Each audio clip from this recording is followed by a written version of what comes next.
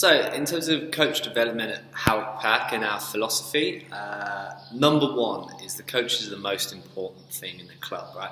We have so many junior kids, and obviously as a club we want to reach them all, but actually our coaches have the most impact with them and spend the most time with them. So if we can upskill them, it actually makes the club's job easier. Rather than trying to upskill every kid, we can upskill the coaches and they reach wider. And more, we also believe in, the more support, the better. Coach development opportunities in a coach not developing won't be due to a lack of effort from us. So we put on a whole range of coach development things all the way through the year, which are sort of optional and the coaches have to come to. And there's so much available to them. It's up to them whether they attend, but it's not going to be because we don't offer enough. We'll always offer loads and loads and loads. And then from an actual sort of content point of view on our philosophy, me personally as the coach developer, I believe it's all about having the how. I think a lot of our coaches are worried about the what, and they think, I haven't played cricket in ages, I can't coach. But actually, a lot of it is just, how do we coach? How do we keep the kids' attention? We'll pick up the what along the way in all the workshops that we offer. So reassuring them that if they can communicate well, they can build some relationships, actually you're perfect for coaching. And having those open and honest conversations with the coaches about what's going on. If they're disagreeing with our guiding philosophies as a club, then we need to tackle that, and we need to talk to them and show them what we're trying to do as a club.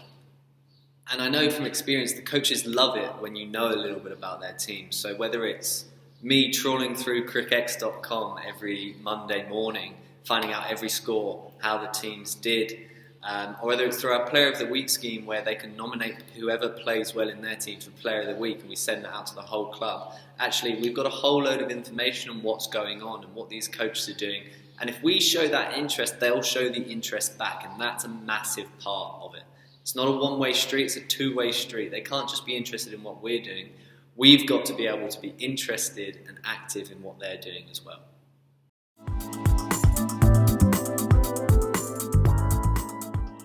So, as part of our coach development, we offer a lot of workshops and courses. Pre-Christmas, we do all our courses, so our Advanced Foundation and Foundation courses, and we held a Level 1 here this year as well.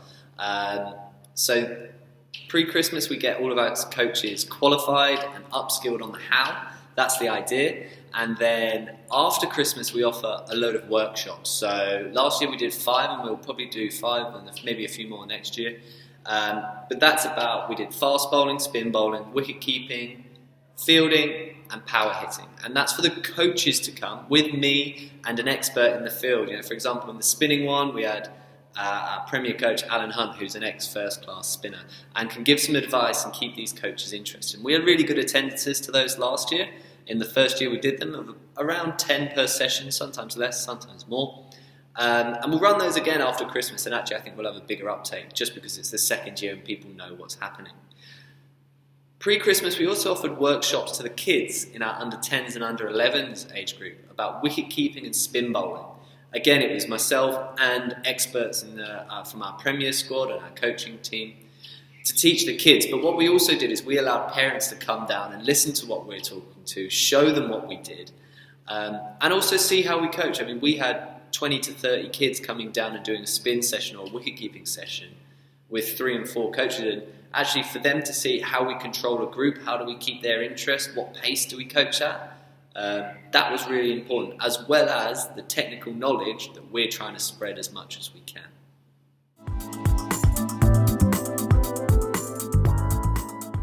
So throughout the week, I get teams and coaches to come to me, and that's how we do our coach development throughout the season. So a typical week will look like Tuesday, Wednesday, Thursday, 4 till 6, let's say. I'll have different teams coming in to me at the indoor centre. Now these sessions, when I speak to the coaches, I make it clear that this isn't you coming to me and I run the session for you and you have a day off. What it is normally they'll talk to me prior and they'll address a problem maybe they have with their team, and I'll help come up with some drills for that and we'll talk through. And a lot of it with the coaches, then they can address any issues inside, and actually a lot of the questions I get are all about the what, to be honest. They're about the what they need to be coaching, and that's where I can step in and give them that technical knowledge. Occasionally we have coaches coming about, I can't control this group, I can't do X, Y, Z. And again, that's where actually me demonstrating a drill and showing how we can control kids actually really helps the coaches as well. So it's not a dictation from me, it's actually, I said to the coach, you lead it, I'm going to come in and do different things. I might lead a little bit of this, a little bit of that. But through the week, that's how we go through. Now, the idea is I'm hoping that throughout the whole cricket season, I can see every single team twice. Now, that might not be possible due to availabilities, when people train, all of that sort of stuff.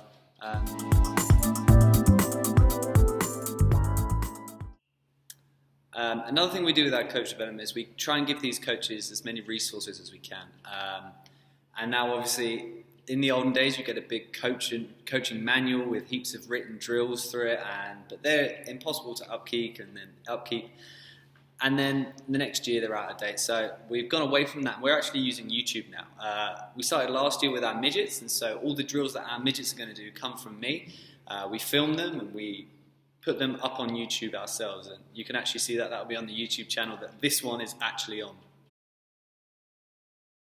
And through that, that's also a resource for the whole club. So a lot of the drills actually can be scaled up quite easily, and this year we've moved on to doing it with our under 8s and our under 9s. So everything from under 6 to under 9s now has YouTube videos for drills up on our channel.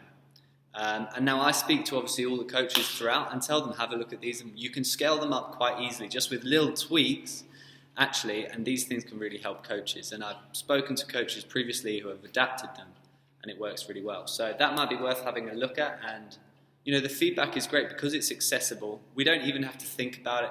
We don't have to make sure coaches have manuals, and the coaches aren't waiting until I turn up at their session to think about new drills. All these drills are online and they can try and gather some information. So hopefully that all made sense and was quite informative.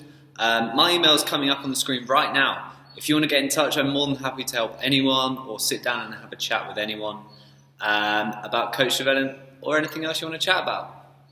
Thanks.